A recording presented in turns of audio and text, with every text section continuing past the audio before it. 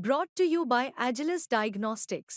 Health test की बात आती है तो मैं भरोसा करता हूँ India largest diagnostics company Agilus diagnostics. खुद को टेस्ट करते रहो। हिंसा को या विमेन के ऑब्जेक्टिफिकेशन को अगर आप बहुत लाइटली प्रस्तुत करते हैं, कॉमेडी के नाम पर प्रस्तुत करते हैं, या ये तो चलता है इसके नाम पर प्रस्तुत करते हैं, तो इसका इम्पैक्ट बहुत जो होता है वो सबकॉन्शियस में होता है।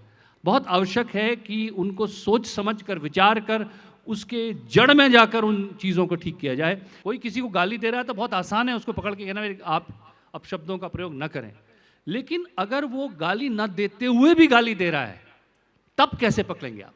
और जब गाली न देते हुए गाली दे रहा हो तब पकड़ने की आवश्यकता होती है। ये क्या वजह है कि एक पुरुष होने के बावजूद आप महिलाओं के मुद्दों को इतनी अच्छी तरीके से समझते हैं? शायद उसका श्रेय मेरे जीवन में जो महिला हैं उनको दिया जाना चाहिए, शायद मेरी परवरिश को दिया जाना चाहिए, मेरी माँ को, मेरी दादी, मेरी ग्रैंडमदर, मेरी बहनों को, मेरी पत्नी को, उनको इसका श्रेय देना चाहिए। शायद उन्होंने मुझे ठोक बजा के ठीक रखा हुआ है, और क्या।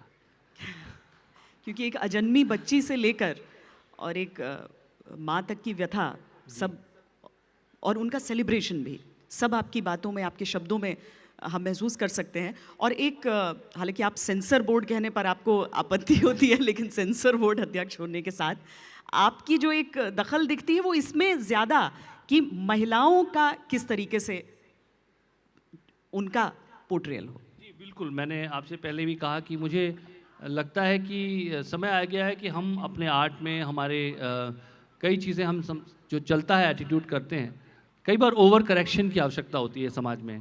और जो महिलाओं के मुद्दे हैं, मैं ये नहीं कहता कि हर बार बहुत केयरफुल रहने की बात है, क्योंकि कहीं ना कहीं वो जो उसकी खूबसूरती है उसको जिंदा, महिला और पुरुष के बीच जो एक संबंध है उसका एक बहुत सुंदर पक्ष भी है।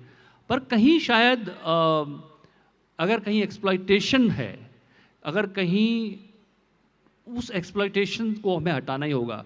अगर हमारे चश्मे चढ़ गए और उन्हीं नज़रों से हम महिलाओं की तरफ देखने लगे हैं और उससे कहीं एक पावर इक्वेशन निकल के आती है, तो वो समीकरण भी बदलने की आवश्यकता है।